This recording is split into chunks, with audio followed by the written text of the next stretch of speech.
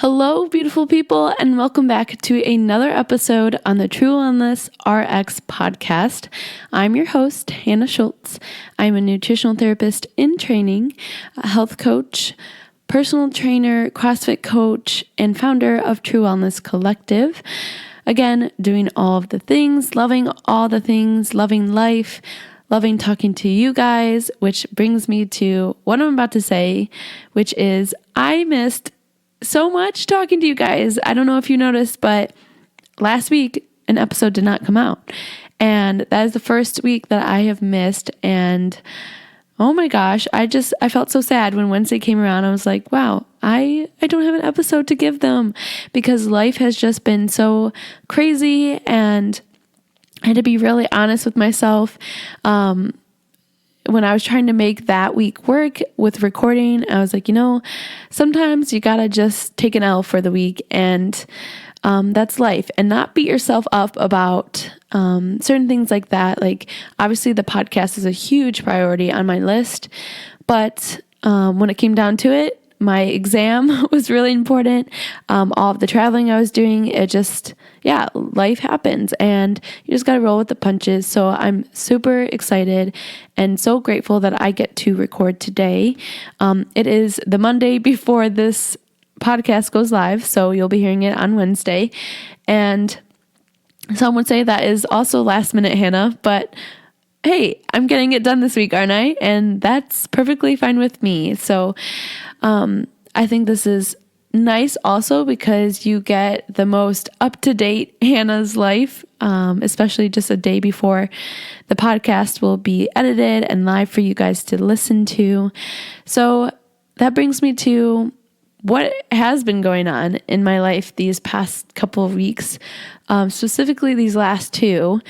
I have been traveling a lot and doing some big things. So the first one, this was 2 weeks ago. So the beginning of my travels, I went to Asheville, North Carolina. I probably talked about this on another episode, but I finally went to my second workshop for nutritional therapy. And this workshop is where we did the midterm exam. So it was a written exam for about an hour and a half. And then we did our practical after lunch. We came back, did the practical, which it consisted of the first half of the functional eval that we have learned already. So we had to do that on someone, and then you got feedback and made sure that you knew what you were doing essentially, which is kind of important. I don't blame them for wanting to know that we know what we're doing when we are actually palpating someone and checking some valuable information. You want to know how to use that properly and what to do with that client once you get that information.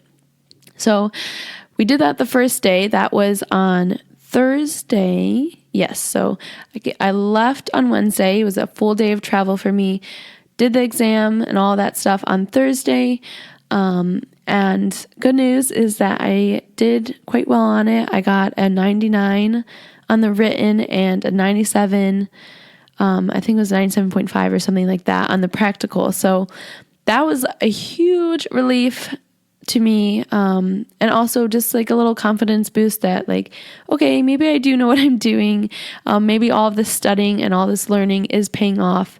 And I feel good about it because compared to college exams, this exam, I really wanted to retain all of the information, not just memorize things like I did for some college classes where I was like, when am I ever going to use this stuff? But this stuff, I really, it means a lot to me. So just seeing that, my work did pay off a little bit. So that was good. And then the rest of the weekend, so we were in the workshop 9 to 6 every day. So Friday, Saturday, and Sunday, we continued learning more of the functional eval, which consists of different palpations on your body. It gives us feedback in another way compared to just looking at your food journal or your nutritional assessment. It's another way for your body to kind of tell me what's going on. So these different palpations on your body correlate with different points relating to certain organs on your body. So for example, there's a certain point on your body that shows me the rating on a scale of 1 to 10. if there's something going on with your gallbladder or your liver or your pancreas or your stomach, any kind of endocrine issues. So we learned the full eval now, so I can look at, endocrine, fatty acids, immune, digestion. There's so many things that I'm probably forgetting. Oh, hydration, mineral, so many cool things. It's just like really empowering to learn all this stuff and be able to utilize it hands-on and use another tool to get feedback. And I'm excited because this is another way that I can help people and bring that awareness to them that like their body is talking to them. They're trying to tell you something. And with the functional eval, we learned the LNT process, which is lingual neural testing. And LNT essentially is you use those same points that you use for the functional eval. Some of the points, not all of them, can LNT. But the ones that you can LNT, you essentially put a supplement on your tongue and you don't swallow or anything. You salivate it for a couple seconds, roughly around like 15. And the neurological response, I hope I'm saying this correctly. I still have to learn more about this. But the certain responses on your taste buds trigger other systems in your body and your brain, telling your body how you are going to react to the substance in your mouth already. So your body already knows the food that in your mouth, how it's going to affect everything else before you even swallow it, which is amazing. So what we do is we keep that supplement on their tongue and then we go back in and we palpate that point and see if it went down on the scale. So for example, say someone was rating really high for a certain point for their stomach, let's say an 8, and then we use the supplement, LNT'd it, and it went down to like a 4. Maybe that's your body telling you that, hey, that supplement's probably going to really work for them. And my approach for this, and what I'll probably be using in my practice, is to use the LNT and not necessarily put you on that supplement specifically, but take note of what your body's responding beneficially to. And then let's see if we can use nutrition first, like food first before we get to the supplement, fill in those gaps, maybe work on your digestion first to make sure you can actually absorb those nutrients. Let's get to the root cause before we use the supplement. But down the road, if your body's still needing that supplement, then we can go in and use that. And I already know that your body's going to react pretty positively to it. That was a whole ramble, but you can tell I'm pretty excited about this, and I will definitely be talking more about it. That was kind of just like the tip of the iceberg. So if you want to hear more about kind of what nutritional therapists do, I guess just reach out to me, leave a comment or a review, maybe. Is that how it works with the podcast? Leave a review or, DM me on Instagram, Holistic Hanna, whatever shape or form, just let me know. So that's kind of what we worked on more so.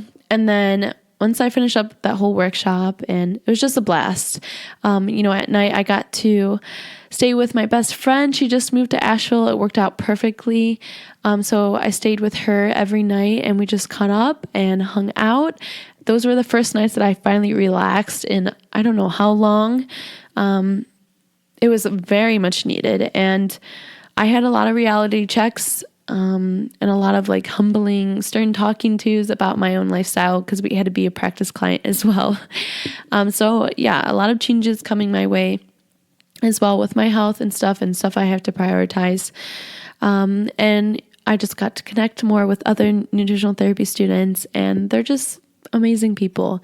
So if you ever have a question about nutritional therapy, it's through the Nutritional Therapy Association. Highly, highly recommend. If you ever have any questions, I am all yours. Love to talk about it. I can't say any more highly things about it. It's such a great program. So I'm halfway through it. We have 2 weeks off now. And then we get back into studying and all the coursework. So I'm enjoying these 2 weeks. But anyway, so I finished that Sunday and then I went straight to my base. Monday was a travel day. I stopped in Athens, Ohio, my old college town. I brought back a lot of memories. And it was just kind of like, I don't know, it was bittersweet seeing everything, especially in the summertime when there wasn't students walking around and stuff. It was just like my college town was very like hippie town. I loved it so much. Ohio University is where I went to. So that was nice. So I stopped there for like a little hike, and then I went to my base, checked in there, and I worked Tuesday all the way through Sunday. We had to do some training. I don't know how much I can really share on here about it, but just some kind of training that we have to do once or twice a year. Especially with my job, we work a lot with air crew, so we had to make sure all those systems were good to go. Especially Friday, Saturday was not the most funnest, but got it done with, and made the best of it. So then I came back Sunday, aka yesterday, if I'm recording this on Monday, and I was just so happy to be home, finally get back into a routine starting today on Monday, and get back to my civilian life again. Going and doing work at my base is always very humbling, and just reminds me that there's a whole nother life out there, especially my devil life. And it reminds me that, sometimes I second guess, should I even do this podcast? Should I even share all this nutrition info? Doesn't everyone already know this kind of stuff? And then when I go and do I just, I'm out and about, I'm doing either with the military or whatever, I'm surrounded by people that aren't exposed to this kind of stuff daily like I am, or, in school for it. And I'm just reminded wow, okay, yeah, maybe my help is needed in some places. A whole nother little ramble there. So that brings me today. And I was sitting down and I was thinking about, okay, what do I want to share on the podcast? What really would resonate with a lot of people? And especially summertime, I just there's been a lot of traveling. A lot of people haven't been in the routine lately. So I thought it would be really nice to share some of my travel tips, because while I was gone, I got some little DMs here and there. I wasn't on my phone too much, but the stuff I was sharing, some people were responding it's really cool to see that you are able to still maintain healthy meals and fitness while you're traveling. I really struggle with that. What are some tips, etc. Stuff like that kept coming through. So that's what kind of inspired today, because I, again, thought that was just, common sense or second nature to people. When you travel, just find the healthy options, blah, blah, blah, all that stuff. But really, and I struggle with this sometimes too. Sometimes you're just in a situation where you just can't find the healthiest of the healthiest, and you got to take an L for that day, or not day, but maybe just the meal. And it might not be the best meal, but it is what it is, making the best of it. So I want to share the tips that I use, I pretty much live by when I travel, which is very often with my kind of life, especially being in the military. And it's going to be about nutrition as well as fitness. In case you didn't know, I'm kind of about both of those things, and I think they're really necessary in your life to maintain and live a thriving life, not a surviving life, just thriving. And so I want to start with let's start with the fitness first, because nutrition, I just love to nerd out on. So let's get to fitness first, so I can definitely cover that. So some tips for fitness.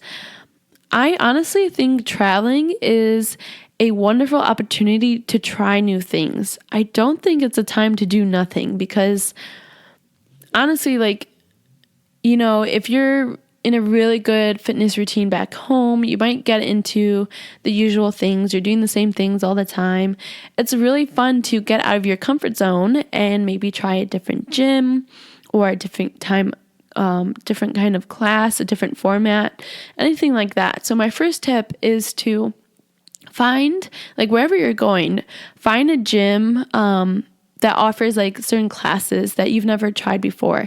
And what I really like about this too is when you're traveling, especially when you're on vacation, you don't want to spend hours in the gym, especially using your mental power to make up a workout. So it's really nice to go to some kind of studio or facility that offers 1 hour classes. So that when I go there, I'm only going to be spending an hour there. The workout's going to be written completely for me. All I have to do is show up and do the workout, which is really nice on vacation, because it's nice to delegate tasks when on vacation. You don't want to be doing a lot of work. You want to be relaxing. But it's also like you want to be working out. You want to be feeling good the rest of the day. And I know like when I'm on vacation, I like to set the tone for the vacation as like a kind of balanced vacation. So you want to get that workout in the morning, try that facility out. Some examples would be, and I know I've done this on other vacations, but I've tried like a Pilates class, a hot yoga class. I've jumped into different CrossFit gyms, the boot camp classes or a boxing class, or I don't know. There's so many different kinds of classes out there. So whatever you're into or something that you're curious about, just try it on vacation. It's a one-time fee right there. And if you don't like it, then don't do it at home. But at least you tried it on vacation. And that kind of makes vacation even more fun. I think on vacation we get kind of into this relax, do nothing, eat all the food. And sometimes that's okay. Sometimes it's a fine balance. And I like to have more activities in my vacation. So making your workout more of an activity where like everyone can participate in, especially if you're going with your family or your significant other, you can do the class together. So that way you're not really like taking away time from the actual vacation. You're more so it's just an activity. And that brings me to my next tip, which I briefly mentioned, make it in the morning. So you're not like working your day around this workout. Say it's like scheduled for 4 p.m. And so you want to go do this thing, but now you don't have enough time to go do that. And you have to wait around and you're wasting time. Just get it done in the morning. And then you don't have to think about it. And you feel good the rest of the day. Like I said, it sets the tone for the day. So no, it doesn't have to be like 6 a.m, but maybe have like an early breakfast or a breakfast after even, and just get the workout done completely. Let's say like you found a studio that offers a hot yoga class at 8:30 a.m. Sign up the night before so you're committed, and just go take it. And it's more of like a relaxing class anyways. So, and then you're done and you shower, you have breakfast, you move on with your day, you're feeling great. And I find that when you do your workout in the morning, you make better choices throughout the rest of the day too. And, especially if you want to make this more of an active vacation, if you're already active in the morning, your body's like already feeling pretty good. You're going to want to do more of those activities later in the day, especially if you're walking around all day. I mean, you might not want to do a super intense workout in the morning. That's why I say maybe try Pilates, hot yoga, something that's less impact if you're doing more strenuous activities throughout the rest of the day. So you could do this in the airport. Like look at where you're staying and just search gyms and studios. Like make use of your time while you're waiting. You might as well, especially if you have a layover. That's honestly when I tend to plan my vacations is the day before, because I know how I'm feeling that day before and what I really, really want to do. I don't really plan that much, let's say a couple weeks out. Like I like to make my game plan right before I go. So I'm like really motivated and excited about checking out these gyms and these studios.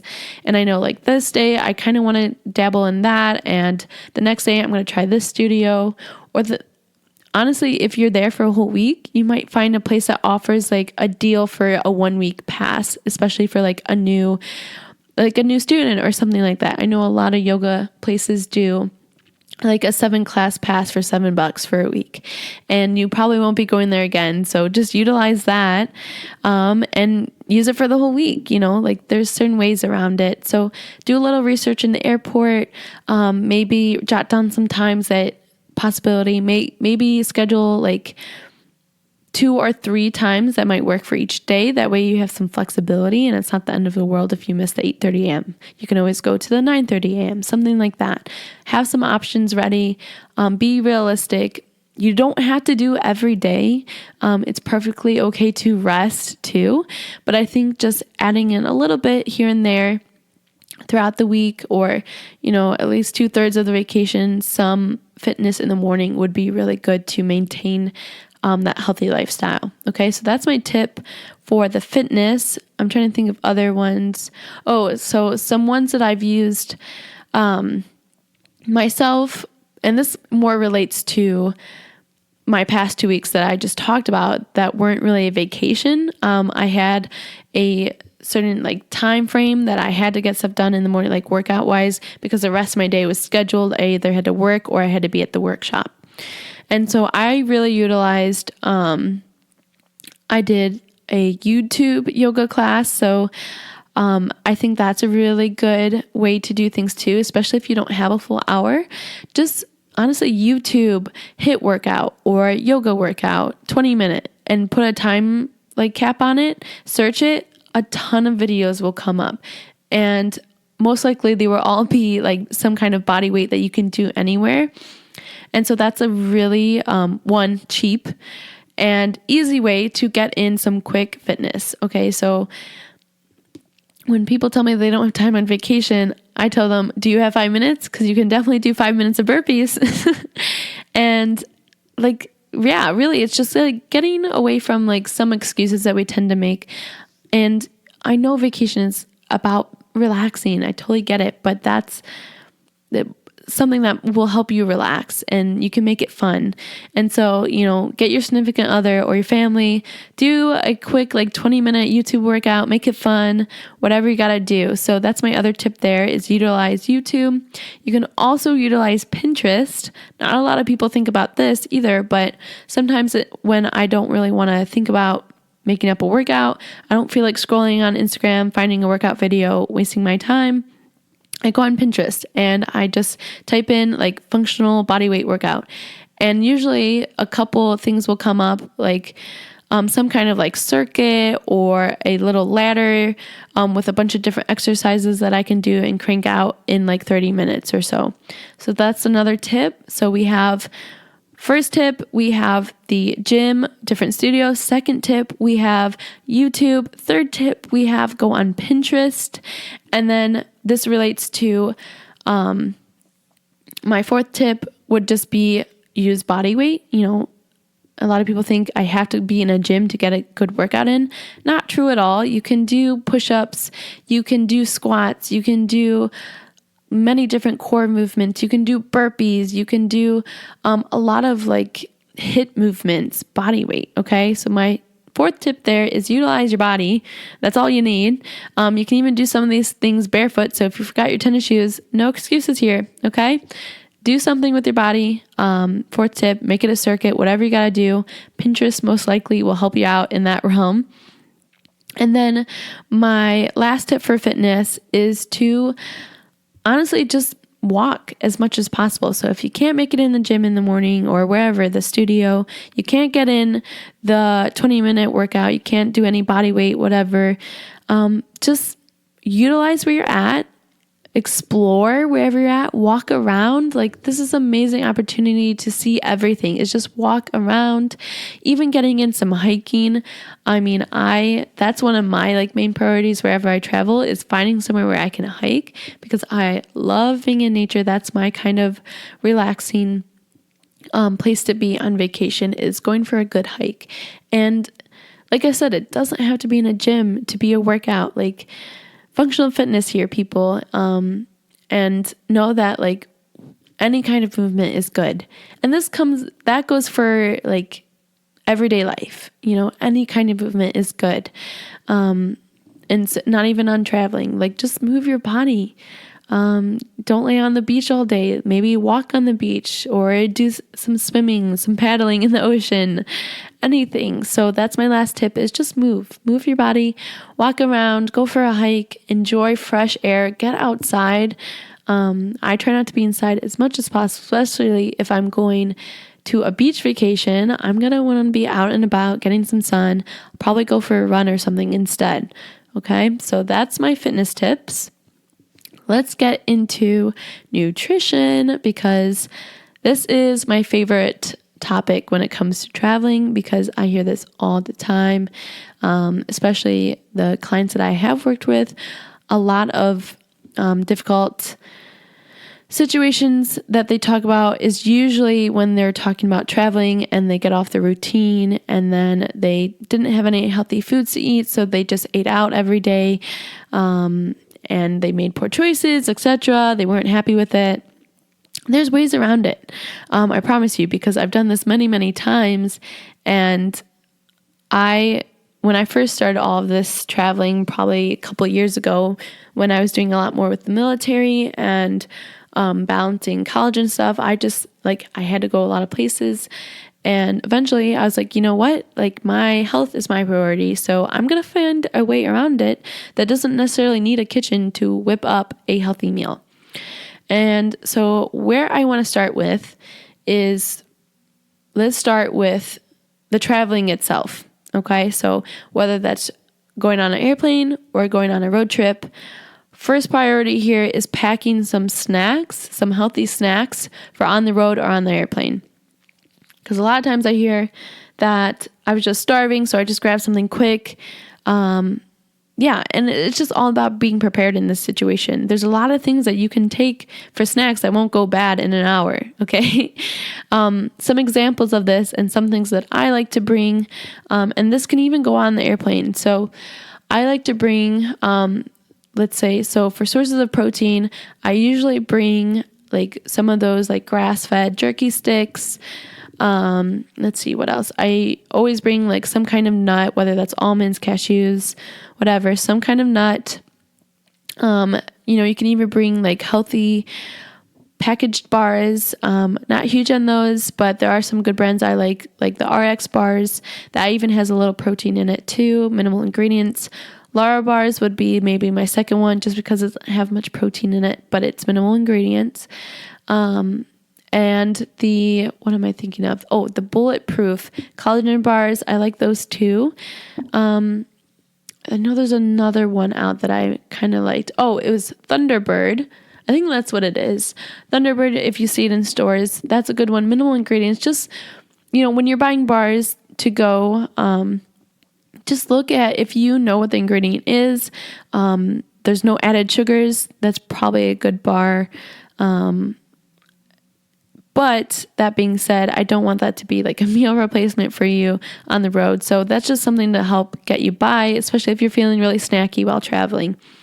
Some other things could be like fresh cucumbers, carrots, peppers, any kind of like raw vegetables that you can cut up and take with you in like a little baggie or a glass container, even better. It's really good to munch on, especially like I said, like when I'm driving, I just feel really snacky, especially when I start to fall asleep, and because I'm getting on like hour 8 of driving, like chewing on something helps me. So I just grab some cucumbers and I'm good to go. And bonus, it's really hydrating, which I noticed a lot of people get very dehydrated while traveling. And you can even bring these raw veggies onto the airplane, especially the airplane, because you need that hydration. And also raw vegetables don't tend to really smell like, don't be that person who whips out the tuna on the airplane. Okay. Been there, done that. I wasn't the biggest fan. Does that make sense? I wasn't the biggest fan of many people. No, that doesn't make sense, Hanna. I don't know what I'm saying. You get what I'm saying though? People weren't happy. So don't do that, but bring the raw veggies because they don't smell too much. Okay. Like the cucumbers, if anything, share it with the person next to you. Buddy, share the health. That's a great thing to bring. I'm trying to think of other things here as far as like traveling itself. I mean, you could bring apples, you can bring any kind of fruit really. I tend to lean more towards the vegetables just because I like vegetables more. They're more hydrating for me. I digest them better. If I were to do any fruit, I'd probably bring some like blueberries or blackberries, something like that. So yeah, that's my traveling tips, and bring like some kind of refillable water bottle. Always. Now, when you get to the place you're actually staying, okay, whether that's a hotel or an Airbnb, my second tip here is to try to find somewhere with either a microwave, which is usually the easier thing, or a place that has a little kitchen, which is more likely the Airbnb. But I like to make sure that it at least has a microwave because then I can at least do something, okay? So if you have an Airbnb, great, that's even better. But microwave, so my tips here So this is going to bring me right into my third tip, is to stock up for this place. And that means going to a grocery store. And if you tell me that there is no grocery store near you, I find that very hard to believe. There's always something, even if it's a Walmart, which I had to do when I was at my base. I went to the Walmart right next to my hotel and stocked up on some things.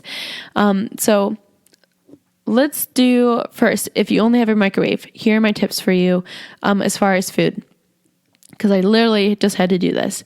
So I stocked up on frozen vegetables, pretty cheap. You can usually find some organic frozen vegetables, even better. So stock up on frozen vegetables. Zucchini does really good microwaved. You can chop it up and just pop it in for maybe like 10 minutes or less, and it gets heated, it becomes softer. So you can do zucchini in the microwave. You can do peppers in the microwave. You chop that up with your zucchini. You can even do a sweet potato in the microwave. You can do carrots chopped up.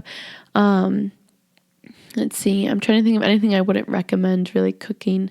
No, a lot of vegetables, honestly, you can microwave. I mean, it's not like gourmet or super fancy, but it does the job, and it's better than just eating raw all the time. Like sometimes you just need like warm food.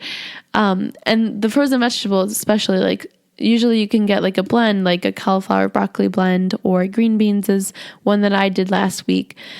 So I did half and half. I just grabbed some raw vegetables, zucchini, peppers, stuff like that. Then I grabbed some frozen green beans, and I was good. You know, those were my vegetables for that week.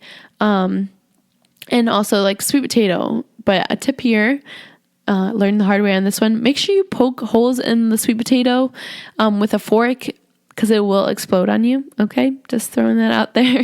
Not fun. Okay. Other things that you can pick up, and this goes for anyone really, but some like pantry staples even would be like any kind of nut butter, nuts, some more bars. If you know like you're going to be out and about during the day and you won't have time to go back to the hotel or Airbnb, have some easy like bars like I mentioned to take with you. At this point, you can even get some tuna or salmon packets. There's this one brand that I really, really like. It's called Wild Planet. It's wild caught, and they have wild caught salmon, anchovies, sardines, stuff like that. Don't knock it till you try it, okay? But I really, really like that brand. You know, like the cheap tuna packets, I'm not a fan of sourcing, and the plastic, just all that stuff. So there are some good brands out there now though. So that's really nice. So stock up on those canned seafood items as well, because you don't want to just be getting, you know, a bunch of like bars in you. You want like some real protein to go. Let's see what else could work for a hotel. I really like doing this for my breakfast. This is actually something I do all the time when I'm traveling, is making chia seed pudding. So I bring a bag of chia seeds, and I bring my bag of protein. So for this week, I did my pumpkin protein by Sprout Living, one ingredient, pumpkin seeds, and that was it. Huge fan of that. And then my chia seeds. So I did 3 tablespoons of chia seeds and then a scoop of protein. And I think I used about a cup of water. I usually just eyeball it. But about a cup of water, you stir, pop it into the refrigerator. Oh, that's my other thing. If you have a microwave, you more likely have a refrigerator in your hotel room too. So that's important. So you can put those foods there. So I pop that into the refrigerator overnight, so then in the morning it's ready to go, and it's like a little chia pudding. It's great. It's super easy. It's portable. You can take it wherever you need to go, so just bring an extra container to mix that in, honestly, and then pop some berries on it, some nut butter. Bam, you got a breakfast. Super easy, super cheap, completely practical. A lot of people can eat it, so that's an idea for you. You can even do oats and mix in some collagen protein in it.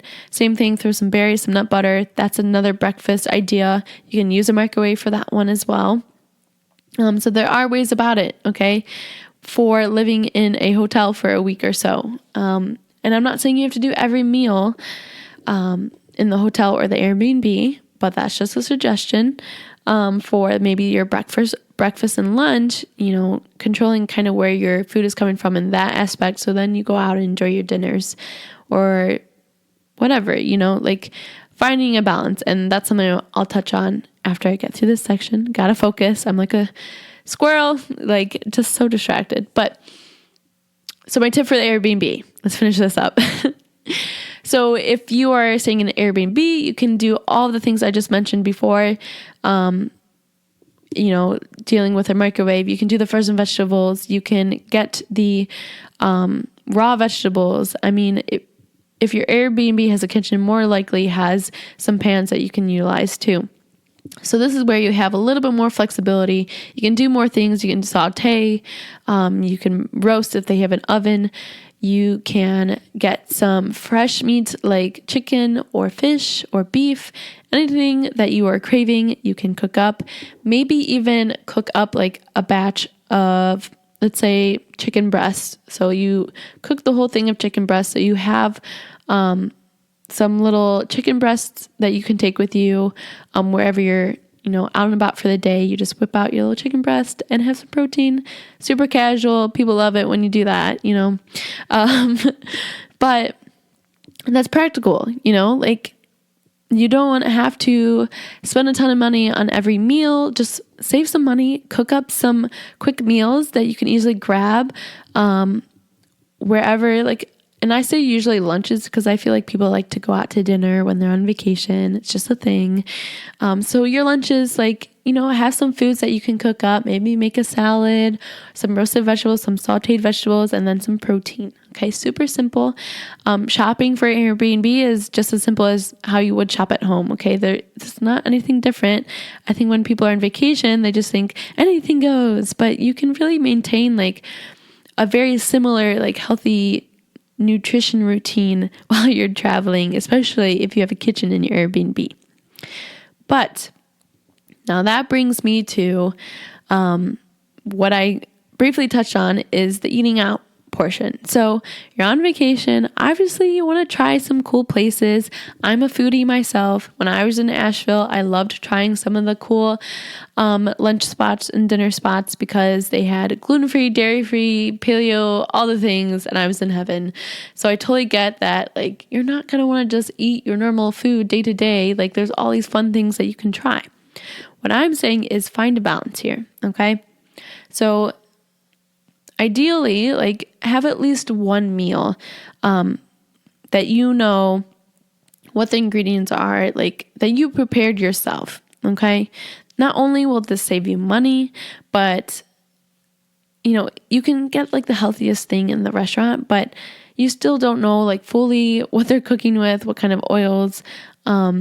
Portion sizes are usually bigger. You tend to eat more. Like, I like to have, like, just at least one or maybe even two meals that day that are more so like under my like guidelines here, like quality wise and portion wise, like just foods that make me feel good, So then when I go out for dinner, maybe I'll try a little bit of that, within reason, enjoy myself, try new foods, maybe get some recipe inspiration, especially if it's like some healthy foodie place and it's something that I could recreate at home. You use this as a time for inspiration too.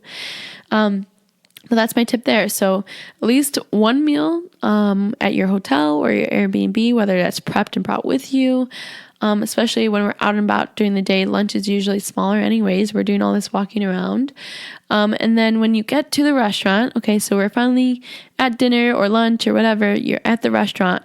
Here's my tip for you is to be mindful before you order. Like, I know, like, I've been in situations where something looks so good and, like, in the moment, like, oh, I would just love to eat that so much. But then my future Hanna thoughts come in and I think, wow, I really don't want to feel like super uncomfortable the rest of my vacation. I don't want to be super gassy and bloated and have brain fog the next day, or like, I just want to be my best on vacation. Like, I want to feel my best. I want to have good energy. I want to be like fully present with people. I don't want to be distracted by my digestive distress. So I pick within reason. Like, I pick something that sounds really good that I don't usually have, that I don't usually like prepare myself. Whether this is like some kind of like sushi or some kind of stir fry with like different foods that I don't usually have on hand and stuff like that. Yeah, so that's kind of how I go about it. But also, like, if you're eating out every day, like, it's okay to choose the healthy option if everyone else is picking some kind of like treat meal. And you're just like, you're really feeling that healthy option. You just want to feel good. Like, it's okay to pick the healthier meal. And there usually is at least one kind of healthy option when you're at a restaurant. And so my tips here, whenever I look at a menu, I'm looking for my protein, I'm looking for my vegetables, and then maybe like some kind of sweet potato or whatever, some kind of like gluten-free source, whether that's like rice or my sweet potato, etc. And then when I'm looking at my protein, I'm looking for any added sauces that I don't want on there. What oils are they cooked in? Their sourcing, stuff like that. You know, you can't always get grass-fed, wild-caught, and that's okay sometimes. Like, you don't have to be perfect. But if you can get grilled chicken without any sauce, like, that's better than nothing. So I usually go for like the fish, because you can usually get that like steamed or grilled. Even chicken, if you ask it for, I always ask, like, when I order my protein, like steamed, no oil or anything like that, just super plain. I don't want any extra seasonings, just as plain as possible if you can, because they add a lot of weird stuff on there, like different seasonings, like a lot of salt, when like I like my foods to be salted, but like they just go crazy with it. And it's because a lot of other people's palates are not accustomed to eating like whole foods. Like, if you're someone who eats like natural whole foods a lot, you're gonna notice like the salts in these meals at restaurants. It's just like, it's too much. You taste it and it's just like, oh my gosh, like, ugh. So yeah, just simple is best here. Play it safe sometimes. But if you're feeling frisky, go for the extra seasoning, whatever you want to do. You do you, boo-boo. And then the vegetable, I always ask for like no butter, because they always add butter. Butter's not a bad thing, but like it's probably not grass-fed, all that good stuff. So no butter. If they have like some seasonings on it, I usually just ask like, what do you put on it? I try not to be too much of a pain. Like, usually if they look really busy or not, I just ask for everything plain, nothing on it. There you go. But vegetables, like, especially if it's like a side salad or like steamed broccoli on the side, like there's always some kind of thing that you can get as a vegetable. Might not be a lot, so you might have to ask for like double steamed broccoli, because usually they like to put like 2 broccoli florets and call that a side. So I usually ask for double for my vegetables, especially if that's going to be like one of my main portions of my meal. And then for like carb source, like I usually can find like a sweet potato. A lot of actually restaurants offer that now, but sweet potato I ordered just plain steamed, no butter or extra stuff on there, no sugar, because some people do that. Nothing like that, just super simple, and it's good to go. And my other tip here is, if you don't want to do like the boring plain meal that I just talked about, because who really wants to do that on vacation, is to, while you're at the airport researching your certain studios and gyms that you want to go ahead and look for some restaurants. Just type in some like healthy restaurants in this area, and you'll find like a couple different ones, most likely wherever you're vacationing, that offer some better alternatives. Especially Asheville. I mean, there was just so many. But it's fun to find restaurants where they're like gluten-free, dairy-free, organic this, organic that, wild-caught, grass-fed. Like, if you can find those kind of restaurants, like, enjoy yourself. Go to that restaurant, order something on the menu, and feel good about it. I love to do a little bit of research before I go, and just have a couple restaurants in mind. So when we're like starving, I already have like a couple places that I know, like, oh yes, we can go that one. Let's enjoy ourselves. And that's when you can maybe try like some fun dishes. And yeah, that's my tip for eating out. Like, be mindful of the portions, the ingredients, but at the end of the day, like, enjoy yourself in moderation, especially if you had some good meals early in the day, you did a workout, like, it's vacation. You don't have to go crazy. It's not an all or nothing kind of approach here. It's really about like finding that balance. And that's gonna bring me to my last tip. I think I'm gonna wrap it up on this one is, and this is a true story. I remember it was probably like a couple years ago when I was just like, I don't know, I was just new to this whole nutrition thing and intuitive eating and all that stuff. Like, I came from a background of tracking calories and doing a bikini competition. So I was coming from the all or nothing approach. And I remember being on vacation, like stressing about like certain macronutrients and portion sizes and like it has to be the healthiest of the healthiest. And, over time, like going on vacation stuff, like sometimes it's just like the memories that you want to participate in. And if that means having a little bit of a food that you don't typically have, like it's okay. But that doesn't mean like once you have one meal that you don't typically have, that doesn't mean you have to ruin the rest of your vacation with a bunch of treat meals, we'll call it, not cheat meals, but treat meals. And then you end up feeling like crap and you come back home and you're like, what have I done? Like, it doesn't have to be like that at all. If you can, for the most part, move throughout your day, get your workout in, drink plenty of water, eat some vegetables, please. Then enjoy like a meal or two and be okay with it and move on and know that like you'll be home soon, getting back into your routine. Like, it's not the end of the world. One meal doesn't, ruin your progress.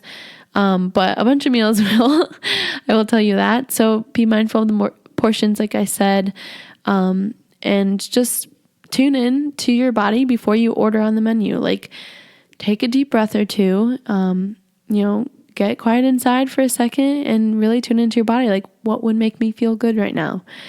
Honestly, like truly what would make me feel good, not what sounds good in the moment, but like what resonates with me on this menu right now. It's not what other people are ordering. Like, who cares what they're ordering? Like, focus on what will really benefit your body, your mind, all that stuff on vacation right now. How can you show up the best for everyone else on this vacation? It's probably by supporting your health the best that you can.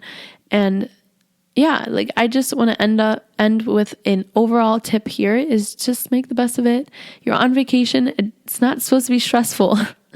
You're on vacation to kind of just like be, and honestly, take this as an opportunity to enforce some new habits. I think going and traveling is the best way to start a new habit. So maybe you're someone who doesn't typically eat healthy or balanced at all right now, and you want to make it a new habit.